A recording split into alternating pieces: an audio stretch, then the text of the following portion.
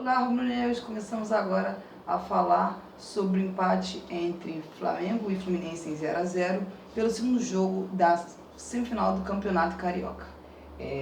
Vamos comentar um pouquinho sobre a partida. O Flamengo, comparado à primeira partida, o Flamengo não fez uma partida daquele nível, daquela qualidade, mas vamos dizer que o Flamengo fez o que ele precisava fazer, que era se não ganhar o jogo, pelo menos empatar, embora pudesse perder, mas nunca é bom perder clássico. Mas o Flamengo fez um jogo ok, especialmente defensivamente, o Flamengo muito bem. O Flamengo, tanto no primeiro quanto no segundo tempo, o Flamengo criou, vamos dizer assim, as melhores oportunidades.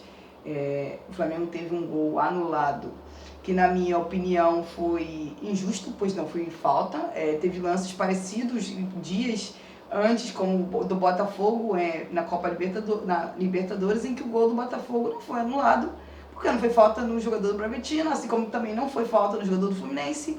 Mas o VAR no futebol brasileiro não é igual no futebol, vamos dizer, sul-americano, com os outros árbitros, e europeu, e a arbitragem foi lá e anulou o gol do Flamengo, que era um lindo gol do Flamengo num contra-ataque, que o Arrascaeta deu um lindo passe para o Pedro marcar, mas o gol foi anulado. O Flamengo ainda criou uma outra boa oportunidade no primeiro tempo. O Fluminense, que precisava marcar gols, conseguiu criar uma boa chance com o Renato Augusto no primeiro tempo, mas o Flamengo marcou mais uma vez muito bem, seja pelos lados ou pelo meio ali. O Flamengo teve um pouco mais de dificuldade na saída de bola, comparado ao primeiro jogo. O Fluminense marcou mais em cima, o Flamengo teve bem mais dificuldade para sair jogando. E o Rossi ficou tentando muitos lançamentos, seja por pedidos do Tite ou porque o Fluminense marcou o Flamengo em cima. Os zagueiros do Flamengo também tentaram muitos lançamentos, e esses lançamentos, na maioria das vezes, não deram certo. E o Flamengo não conseguiu criar tantas oportunidades como na primeira partida. No segundo tempo, o Flamengo ainda teve mais uma outra boa oportunidade. O Fluminense é que chegou com mais perigo no chute do Renato, que a bola acertou o travessão. Mas o Fluminense, com o passar do tempo, foi colocando jogadores ofensivos, mais atacantes, mas o Flamengo, mesmo assim, e com as substituições do Flamengo, o Flamengo não deu praticamente chance nenhuma, claro, para o Fluminense, tanto que o Rossi não fez nenhuma defesa no jogo, tanto que quebrou o recorde e é o goleiro do Flamengo que mais tempo ficou sem sofrer gol na história do clube. Então isso é mérito tanto do Tite quanto do todo o sistema defensivo do Flamengo, do Rossi, claro, mas também dos jogadores ofensivos do Flamengo também, porque eles têm ajudado muito o Flamengo nessas partidas, ao Flamengo conseguir ter um sistema defensivo tão bom que não sofre gol de ninguém. Então eu acho que é um mérito que todos os jogadores do Flamengo merecem receber esses méritos.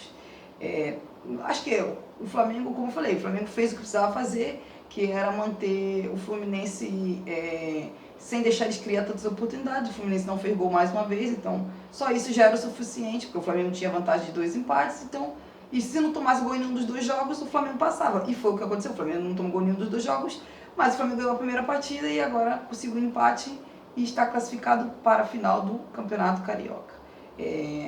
Comentar um pouquinho sobre os melhores jogadores do Flamengo na partida, no clássico contra o Fluminense. Bom, na minha visão, acho que o Flamengo teve 2 destaques reais da partida, e foi o Varela.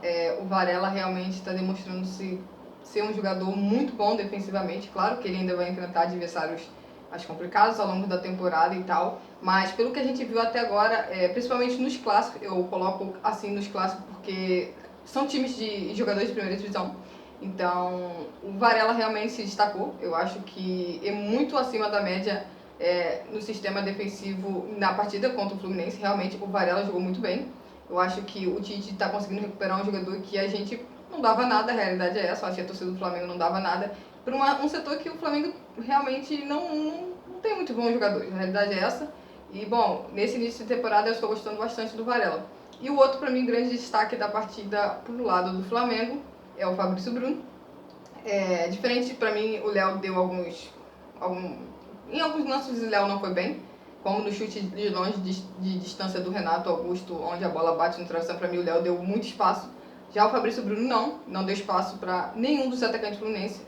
Praticamente a gente não viu o John Kennedy, né, que é o nome do jogador do Fluminense, praticamente não participou do jogo. O Lelê entrou e também praticamente não tocou na bola. Eu acho que o Fabrício Bruno, como sempre, muito bom em duelos no chão, que eu acho que isso para mim é o grande destaque individual do Fabrício Bruno. Ele, com a bola, até pelo motivo do Flamengo ter optado por lançamentos longos, que isso ficou mais com o Rossi, o Fabrício Bruno nem fez tantos lançamentos assim. Então, para mim, que no caso, para mim é um dos pontos que não é tão bom dele assim, ele com a posse de bola. Então, eu acho que o Fabrício Bruno e o Varela são de verdade reais destaques do Flamengo.